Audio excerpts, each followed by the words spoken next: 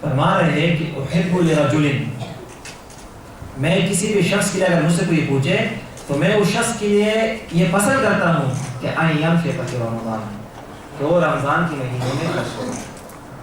کیوں؟ اقتداء برسول اللہ صلی اللہ علیہ وسلم، کیونکہ رسول اللہ صلی اللہ علیہ وسلم کا معمول رمضان میں یہ تھا، تو میں اس معمول کو دیکھتے ہوئے کہتا ہوں کہ وہ رمضان میں زیادہ خرچ کرے. اب آیات بھی ہے، احادیث بھی ہے، پریکٹیکل بھی ہے، عمل، تواتر العمل جس کو کہتے ہیں. اب ہمیں چاہیے کہ ہم اس پر عمل کریں.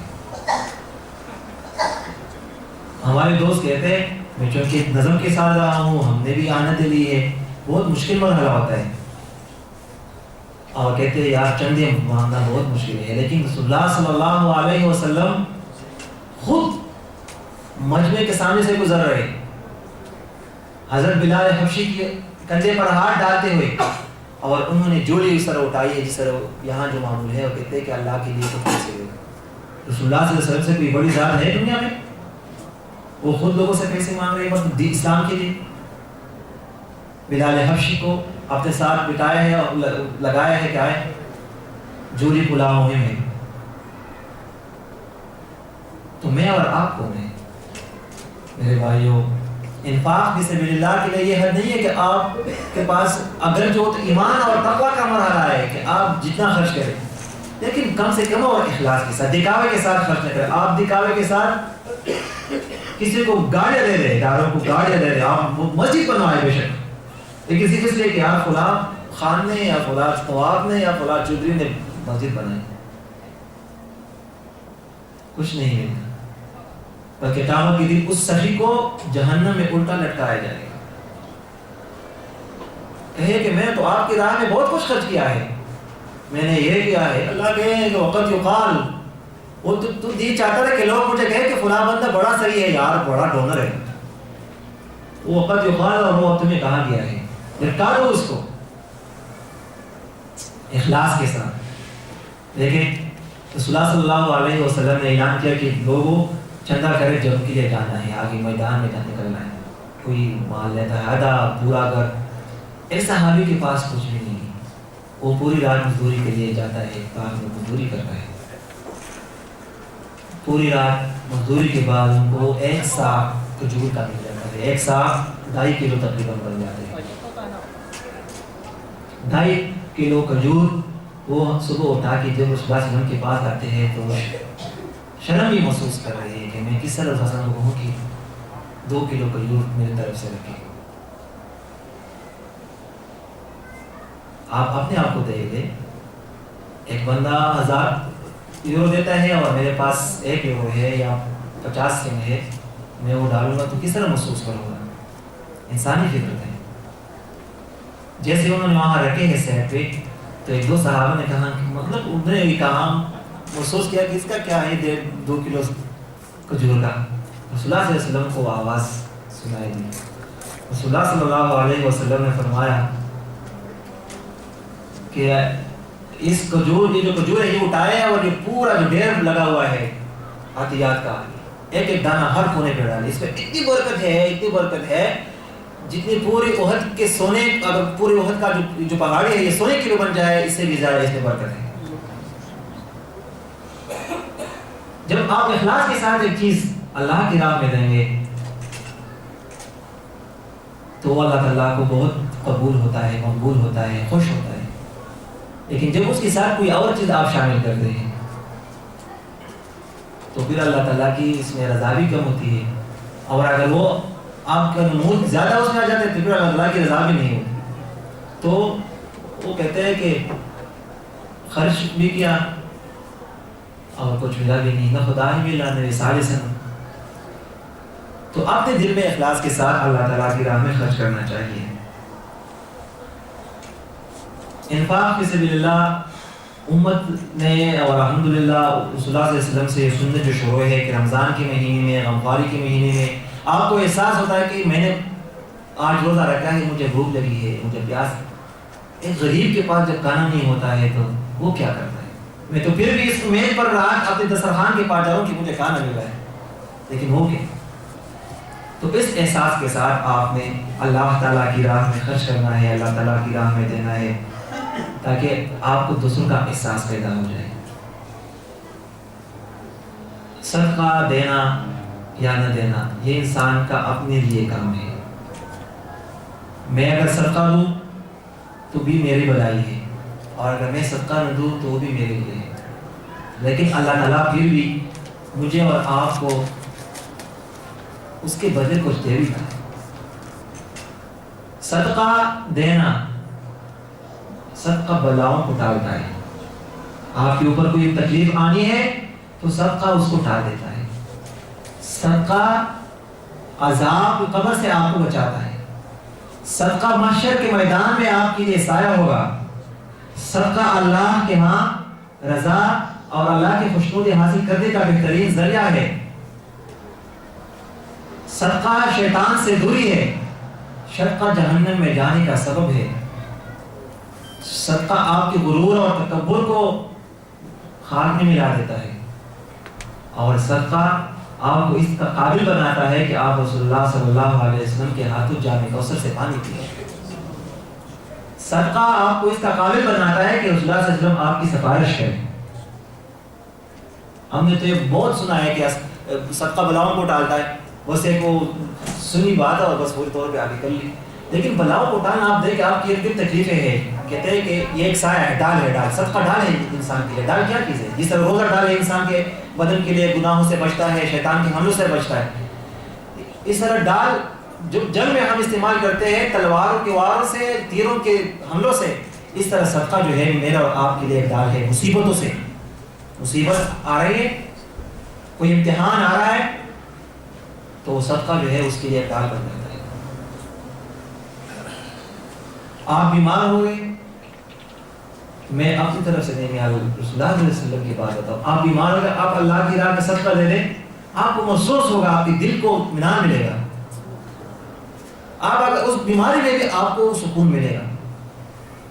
تو یہ صدقہ جو ہے یہ جو آپ کے لیے بلاؤں کو ٹالنے کا بہترین ذریعہ ہے، اس وجہ سے آپ اور مجھے اور ہم سب کو چاہیے کہ ہم صدقات کا اہتمام کریں، صدقات کا اہتمام کریں، فلاحی کاموں میں بڑھ چڑھ اور صدقہ جاریوں میں حصہ لیں۔ صدقہ جاریہ مطلب ہے کہ آپ ایک ایسا عمل کریں جس سے لوگ بار بار فیضیاب ہو۔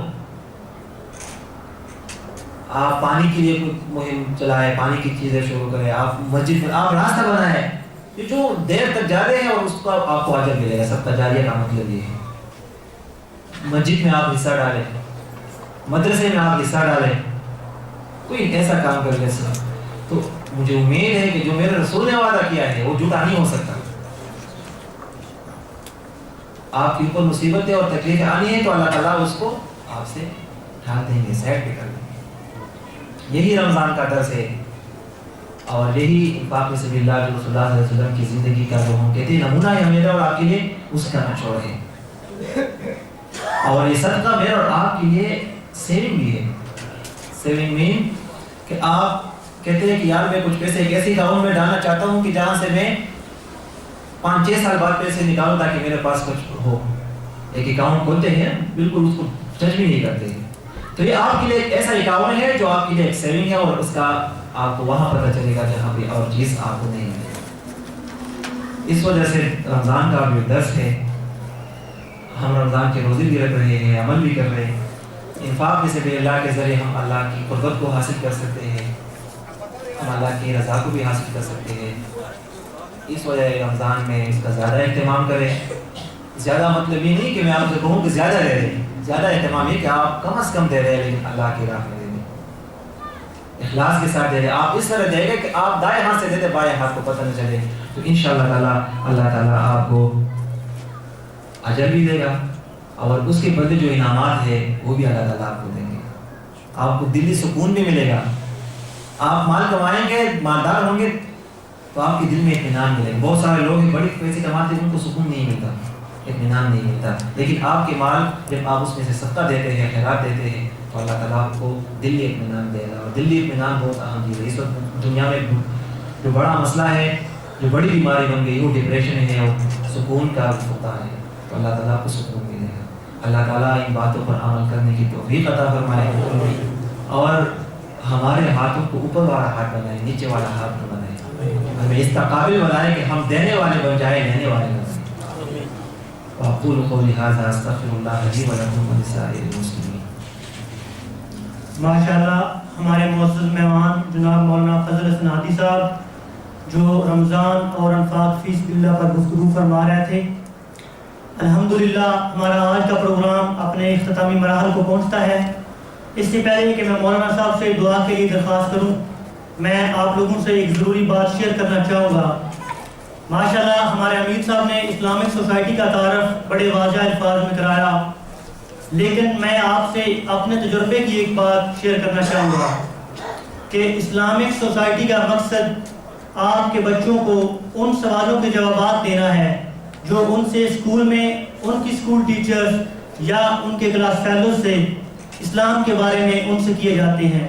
لہٰذا آپ لوگوں سے درخواست ہے کہ تھوڑا سا وقت اپنی اور اپنے اہل خانہ کی دنیا آخرت سنوارنے کے لیے تھوڑا سا وقت نکالیں اور ہمیں اپنے بچوں کی تعلیم و تربیت میں تھوڑا موقع دیں۔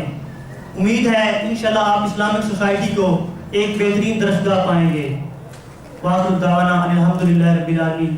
میں مولانا صاحب سے دعا کے لیے درخواست کروں گا۔ میں ایک مختصر بات کر کے پھر دعا شروع کروں گا۔ بھائی نے بچوں کے بارے میں کہا اور میں بھی یہ کہوں گا کہ آپ اپنے بچوں کی طرف متوجہ ہو جائیں۔ مولانا یوسف اصلاحی صاحب کا نام سنا ہوگا، وہ بہت بڑی دنیا کے عالم اسلام کے اچھے عالم ہیں۔ کہتے ہیں کہ میں گیا تھا آسٹریلیا، وہاں انڈیا کے اور پاکستان کے ایک ڈاکٹر صاحب تھے، ان کے ساتھ تو ایک جگہ پہ مجھے سڈنی سے کوئی 200-250 کلومیٹر کے فاصلے پر ایک شہر ہے چھوٹا سا، وہاں کہتے کہ مسلمانوں کی ایک مسجد تھی، تو وہاں وہ ساتھی تھے، وہ کہہ رہے تھے کہ وہاں جانا ہے۔ کہتے ہم چلے گئے، مختصر بات کروں گا، اس ٹائم بھی کم ہے۔ وہاں وہ کہتے کہ جب گئے مسجد میں، مسجد تالا لگا ہوا تھا، پوچھا کہاں ہے اس کی چابی اور کیا، تو کہتے کہ یہاں کے جو میئر ہے اس کے پاس چابی ہے۔ اس کے پاس گئے، انہوں نے جب اندر گئے تو بہت گند بلا اور حالت اس کی بہت ناقص تھی۔ ہم نے پوچھا کہ یہ کون، کہتے کہ اس کا جو دوسری چابی جو ہے وہ یہاں جس کا تولی ہے اس کے پاس ہے۔ کیا نام ہے؟ کہتے ہیں نام اس کا رابرٹ، سر کوئی نام ہوتا ہے اس کا۔ ہم ان کے پاس گئے، اس نے رات کی کہانی کہ ہمیں دعوت دی کہ رات کرانے پہ آئے، انشاءاللہ گپ شپ کریں گے۔ رات جب ہم گئے تو اس نے کہا میرا نام فیروز خان ہے، میرے دادا مسلمان تھے، میرے والد مسلمان تھے، میں بھی مسلمان ہوں لیکن نام کے مسلمان ہوں۔ وہ پٹھان تھے، پٹھان چونکہ اپنے خواتین کو باہر نہیں جانے دیتے، وہ خود جاب کرتے تھے۔ بچے جو تھے وہاں کے جو اسکول تھے وہاں تعلیم دیتے، وہ ہم اس طرح اسکول میں تھے۔ اپنے مذہب کی، میں نے اپنے بابو کو دیکھا ہے کہ وہ 5 وقت کو چیزیں کرتے تھے، کوئی حرکت کرتے تھے، لیکن آگے مجھے پتہ نہیں تھا۔ خواتینوں کو وہی اسلام جو انہوں نے افغانستان سے جو اسلام انہوں نے سیکھا تھا وہی تھا۔ میرے والد نے یہاں کی کرسچن سے شادی کی، میں مسلمان، آدھا مسلمان اور آدھا کرسچن، لیکن آدھا بھی نہیں، زیادہ کرسچن ہی۔ وہاں کے کرکٹ کی جو ہے کمیٹی، اس میں بھی وہ ممبر تھے، انہوں نے وہ چیزیں نکالی، وہ قرآن پاک کے نسخے نکالے، کوئی 200 سال پہلے وہ جو گزر گئے تھے، 150 سال۔ تو وہ کہہ رہے کہ دیکھیں کیا حشر ہو گیا ہمارا۔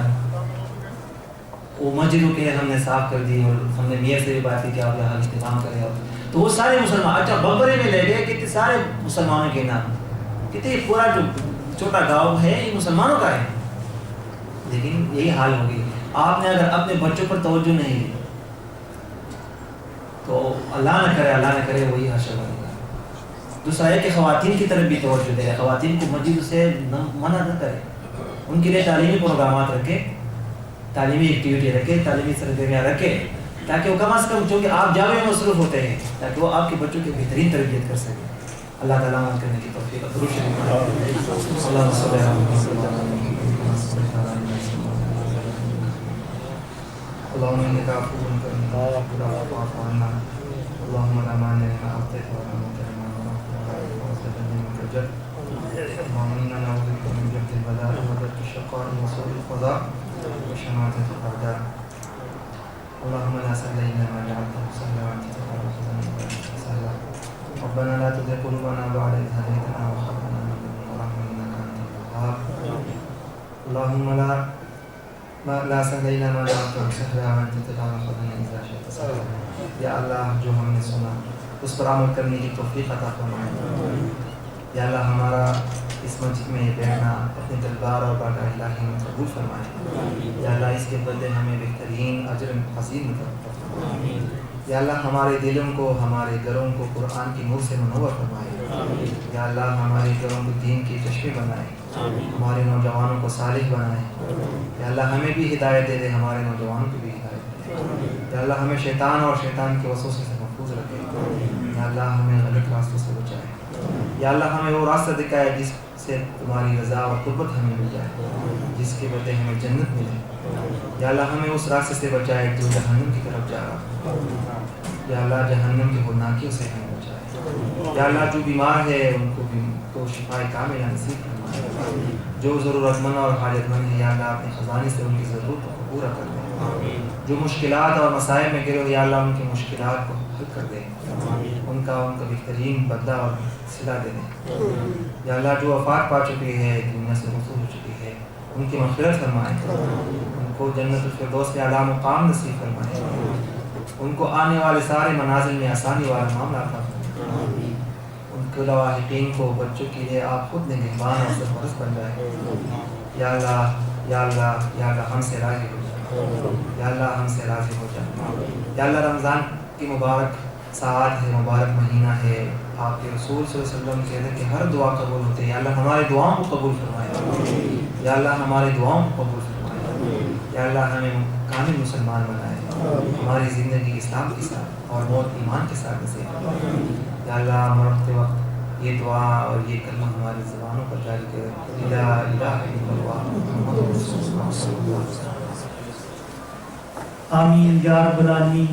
تمام مہمانوں سے گزارش ہے کہ افطار کے لیے دسترخوان پر تشریف لے چلیں. آخر دعوانا الحمدللہ رب العالمین. گزارش ہے کہ جڑے ساتھی نئے آئے نے